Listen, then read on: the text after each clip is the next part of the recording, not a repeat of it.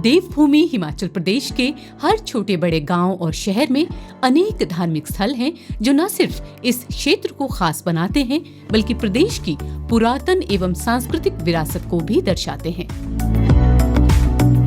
जनसंख्या की दृष्टि से हिमाचल प्रदेश के सबसे बड़े जिले कांगड़ा में भी अनेक ऐसे ऐतिहासिक देवस्थान हैं जो अपने धार्मिक महत्व के कारण विश्व भर में जाने जाते हैं।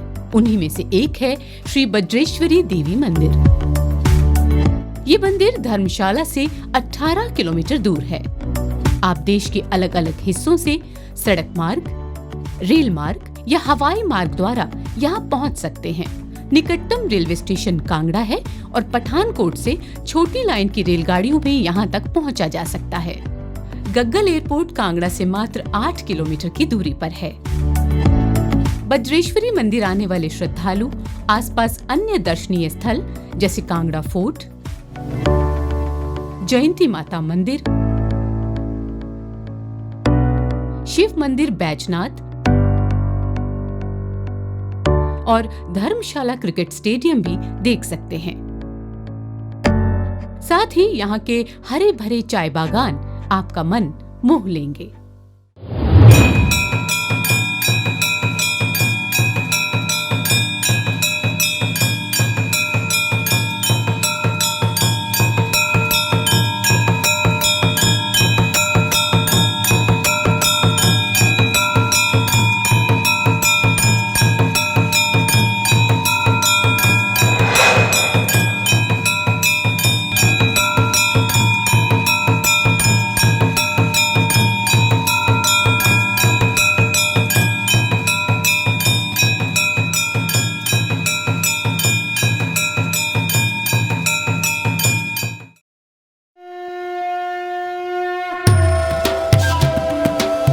एक पौराणिक कथा के अनुसार जब सती पार्वती की उनके पिता दक्ष प्रजापति द्वारा उपेक्षा की गई, तब सती ने यज्ञ के हवन कुंड में कूदकर अपने प्राण त्याग दिए।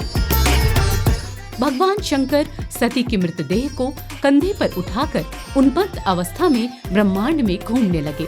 सभी देवी देवता भगवान शिव के इस रूप को देखकर भयभीत हो गए। तब भगवान विष्णु ने अपने सुदर्शन चक्र से सती के शव को 51 भागों में काट दिया। 51 शक्ति पीठों में से एक शक्तिपीठ यह है। यहाँ पर सती पार्वती के जहाँ जहाँ गिरते रहे वहीं देवी प्रकट होती रही, वहीं पे शक्तिपीठ बनते रहे। तो यहाँ बामांग गिरा है, left side of the chest जो महारानी की वक्षस्थल जो है वो यहाँ गिरा है। तो इस देवी का नाम जो है वो बज्रेश्वरी देवी है। वैसे उत्तर प्रदेश में इसको नगरकोट कहते हैं और कांगड़ा वाले भी इसको कहते हैं। तो इस नाम से ये स्थल जो है मशहूर है। 4 अप्रैल 1905 को कांगड़ा घाटी में आए विनाशकारी भूकंप में मां बज्रेश्वरी देवी का मंदिर ध्वस्त हो गया।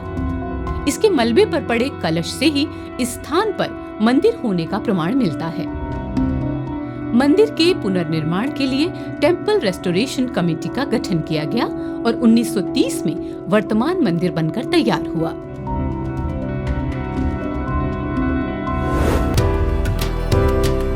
श्री बज्रेश्वरी देवी मंदिर शिखर शैली में निर्मित है।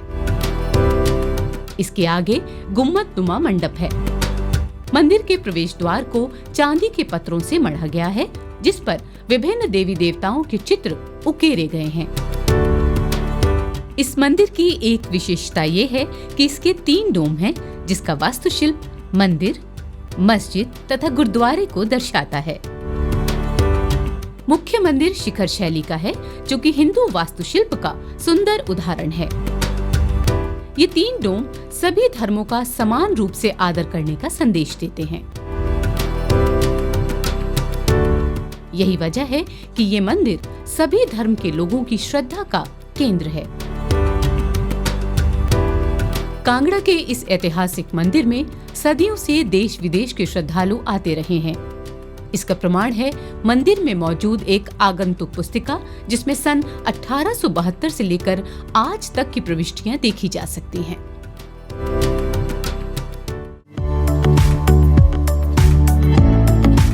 भगवान सूर्य को समर्पित त्योहार है मकर संक्रांति, जिसे पूरे देश में धार्मिक आस्था और हर्षोल्लास के साथ मनाया जाता है।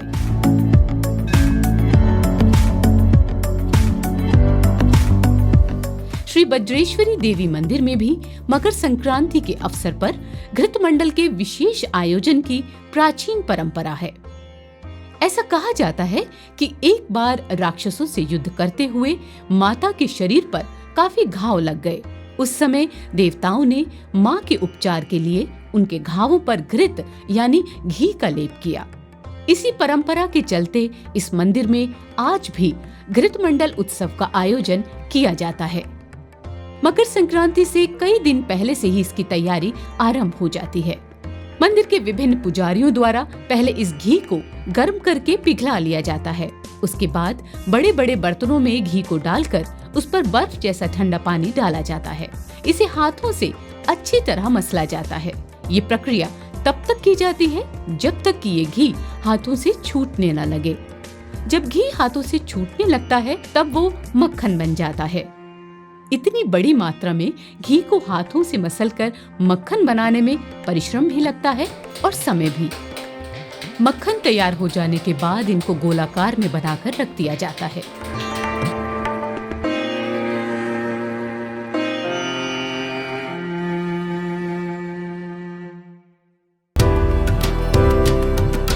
मकर संक्रांति यानी 14 जनवरी की शाम को सबसे पहले मां की पिंडी को स्नान कराया जाता है।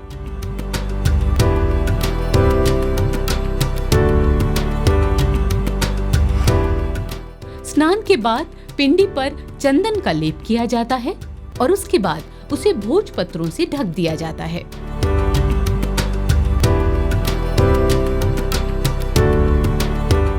उसके बाद मक्खन के उन्हीं गोलों से घृत मंडल का निर्माण किया जाता है।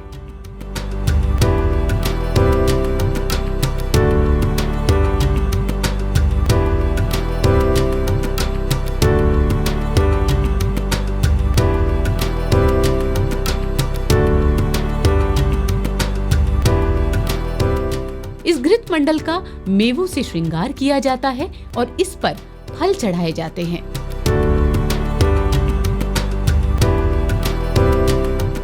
मकर संक्रांति से लेकर 7 दिनों तक रहने वाले इस घृत मंडल के दर्शन के लिए अनेक श्रद्धालु मंदिर में आते हैं। इस घृत मंडल उत्सव के दौरान बनाए गए मक्खन को औषधि के रूप में बांटा जाता है। ऐसा माना जाता है कि इसके लेप से चर्म रोग और जोड़ों का दर्द ठीक हो जाते हैं। इसे लोगों की आस्था और विश्वास ही कहा जा सकता है, जिसके कारण इतनी बड़ी मात्रा में बनाया गया ये मक्खन भक्तजनों में बांटकर कब समाप्त हो जाता है पता ही नहीं चलता। मां बज्रेश्वरी के दर्शन के लिए आने वाले श्रद्धालुओं का एक पड़ाव ये पवित्र स्थान जिसका नाम है बाणगंगा।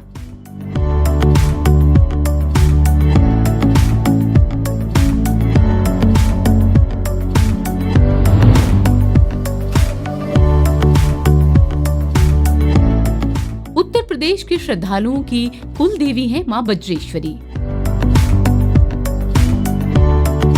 ये लोग इस मंदिर को नगरकोट धाम कहते हैं। ये श्रद्धालु मंदिर में दर्शन से पहले बाणगंगा में स्नान करते हैं। यहाँ आने वाले श्रद्धालुओं की सुविधाओं को ध्यान में रखते हुए कांगड़ा प्रशासन द्वारा विशेष इंतजाम किए जाते हैं। बाणगंगा के आसपास शौचालय बनाए जाते हैं। साथ ही मंदिर के पास ही उनके ठहरने के लिए धर्मशाला का भी प्रबंध किया गया है। इन श्रद्धालुओं की सुरक्षा का भी विशेष ध्यान रखा जाता है। यहाँ का इंतजाम भी बहुत अच्छा है, कोई प्रॉब्लम नहीं है किसी प्रकार की। कभी भी रात बिरात कभी भी आप आ सकते हो यहाँ पे माता के। ਇਹਨਾਂ ਦਾ ਪ੍ਰਸ਼ਾਸਨ ਬਹੁਤ ਵਧੀਆ ਆ और संगतां भी ਇਹਨਾਂ ਦੀਆਂ बहुत ਵਧੀਆ ਦਿੰਦੀਆਂ सहयोग सर। बहुत अच्छा इंतजाम है यहाँ पर, बहुत अच्छा लगा। माँ के चरणों में आई हूँ मैं।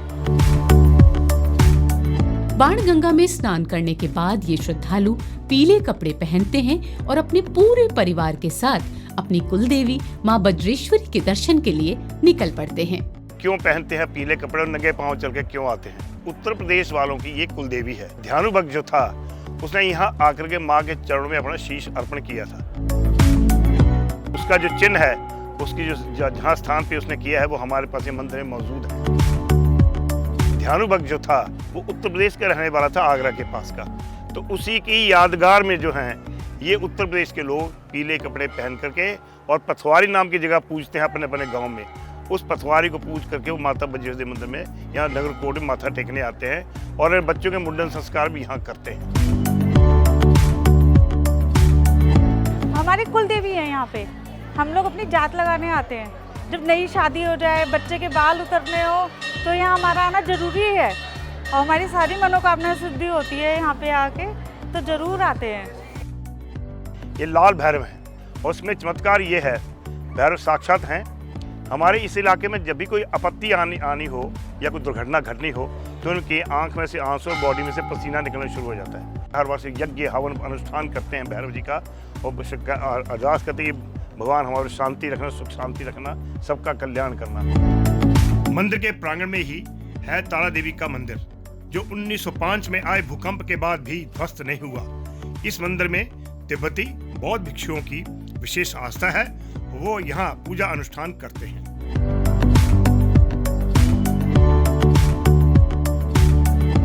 मां बज्रेश्वरी देवी के दर्शन के लिए देश के कोने कोने से लोग आते हैं। मंदिर में आने वाले श्रद्धालुओं के लिए दोपहर और रात को लंगर की व्यवस्था की जाती है।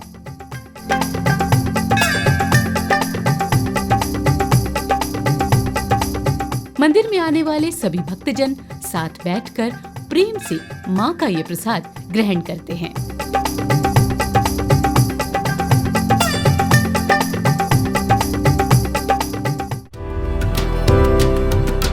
ऐसे कई श्रद्धालु हैं जो कई वर्षों से लगातार नवरात्र के दौरान मंदिर में आते हैं।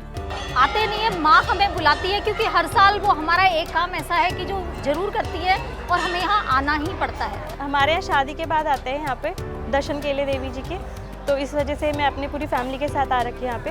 कई सालों से हम यहाँ पे माता के दर्शन करने आ रहे हैं। पिछले 19 साल से कंटिन्यू यहाँ आ रहा हूँ। हम बहुत सालों से यहाँ पर आ रहे हैं। हर साल आते हैं। हम यहाँ पे 34 साल से आ रहे हैं। हमारी यहाँ हर मनोकामना पूर्ण होती है और हमें आके बहुत शांति मिलती है। इस वजह की हम बोल के जाते हैं कि भैया हमें हर साल बुलाए। ये लोग अपने पूरे परिवार के साथ मंदिर में न केवल पूजा अर्चना करते हैं बल्कि लंगर में भी सेवा करते हैं। अपना सब्जी पूड़ी जो लंगर में बनता है वो बनाते हैं और यहाँ सेवा करते हैं। 9 दिन यहाँ रहते हैं, फिर अपना चले जाते हैं।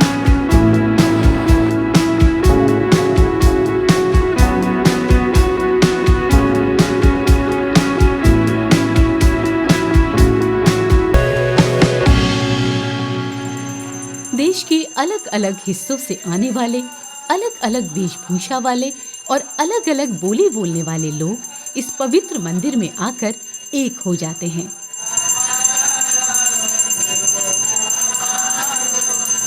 ऐसा लगता है मानो आस्था और भक्ति की एक लहर बह रही हो। मन में अटूट विश्वास और अपनी मनोकामना पूरी होने के संकल्प के साथ लोग मां बज्रेश्वरी के दर्शन के लिए सदियों से आते रहे हैं और आते रहेंगे।